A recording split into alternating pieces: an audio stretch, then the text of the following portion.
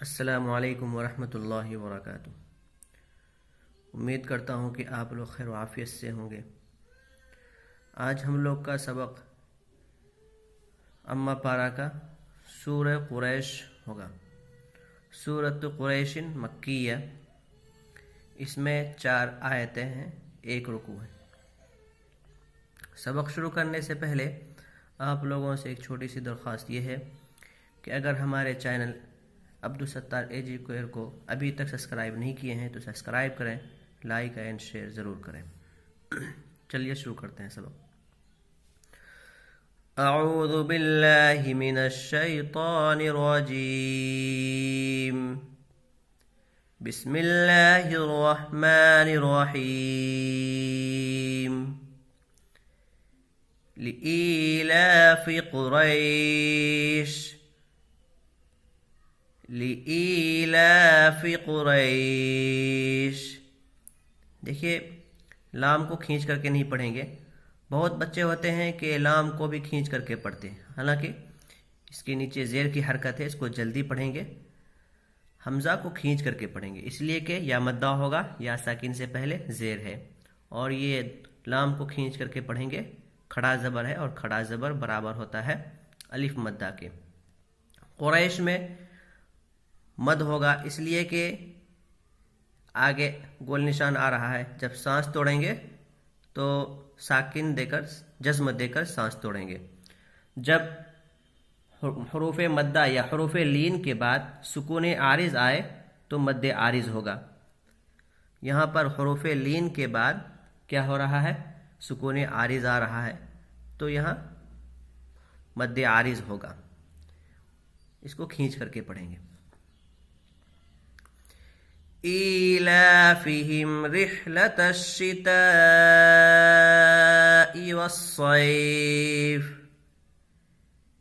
ایلافہم رحلۃ الشتاء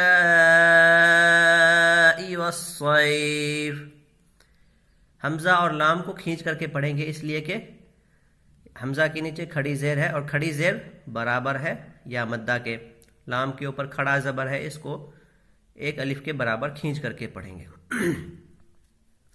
اور یہاں پر تا کو کھینچ کر کے پڑھیں گے، اس لیے کہ مد متصل ہے، حروف مدہ کے بعد حمزہ اسی کلیمے میں ہے، اس کو کھینچ کر کے پڑھیں گے۔ فَلْيَعْبُدُوا رَبَّ هَذَا الْبَيْتِ، فَلْيَعْبُدُوا رَبَّ هَذَا الْبَيْتِ۔ دیکھیے یہاں دال کو کھینچ کر کے پڑھیں گے، واو مدہ ہوگا، واو ساکن سے پہلے پیش ہے۔ را کو پر پڑھیں گے، اس لیے کہ را کے اوپر زبر ہے، اور جب را کے اوپر زبر یا پیش ہو تو را کو پر پڑھیں گے۔ اور با کے اوپر تشدید ہے، تشدید والے حرف کو 2 بار پڑھتے ہیں، ایک بار پیچھے والی حرف سے ملا کر اور ایک بار خود اسے پڑھتے ہیں۔ الذی اطعمہم من جوع، الذی اطعمہم من جوع۔ دیکھیے ذال کو کھینچ کر کے پڑھیں گے، اس لیے کہ مد منفصل ہوگا۔ حروف مدہ کے بعد حمزہ دوسرے کلیمے میں آ رہا ہے تو مد متصل ہوگا، اس کو کھینچ کر کے پڑھیں گے 2 الف سے لے کر 4 الف تک۔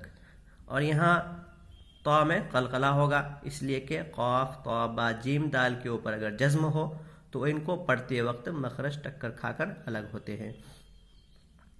یہاں پر ادغام شفوی کا قاعدہ ہوگا، اس لیے کہ میم ساکن کے بعد میم آ رہا ہے تو غنہ کے ساتھ ملا کر پڑھیں گے۔ یہ میم ساکن ہے، میم ساکن کے بعد میم آئے تو ادغام شفوی ہوگا، یعنی غنہ ہوگا، غنہ کے ساتھ ملا کر پڑھیں گے۔ اور یہاں نون ساکن کے بعد حروف اخفا میں سے جیم آ رہا ہے تو نون کی آواز کو ناک میں چھپا کر پڑھیں گے، اخفا کا قاعدہ ہوگا۔ وَآمَنَهُم مِّنْ خَوْفٍ، وَآمَنَهُم مِّنْ خَوْفٍ۔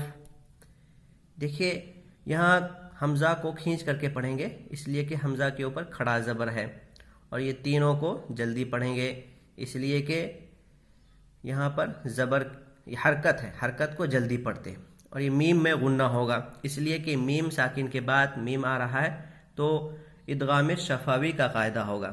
میم ساکن کے کل 3 قاعدے ہیں۔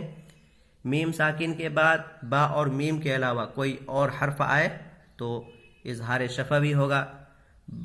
میم ساکن کے بعد با آئے تو نون غنہ ہوگا، اور میم ساکن کے بعد میم آئے تو غنہ کے ساتھ ملا کر پڑھیں گے۔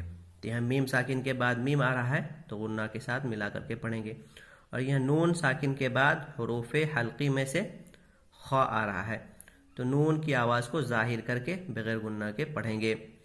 قاعدہ ہے تنوین یا نون ساکن کے بعد حروف حلقی میں سے کوئی حرف آئے تو نون کی آواز کو ظاہر کر کے بغیر غنہ کے پڑھیں گے۔ لِإِيلَافِ قُرَيْشٍ إِيلَافِهِمْ رِحْلَةَ الشِّتَاءِ وَالصَّيْفِ فَلْيَعْبُدُوا رَبَّ هَذَا الْبَيْتِ الَّذِي أَطْعَمَهُم مِّن جُوعٍ وَآمَنَهُم من خوف۔ صدق اللہ العظیم۔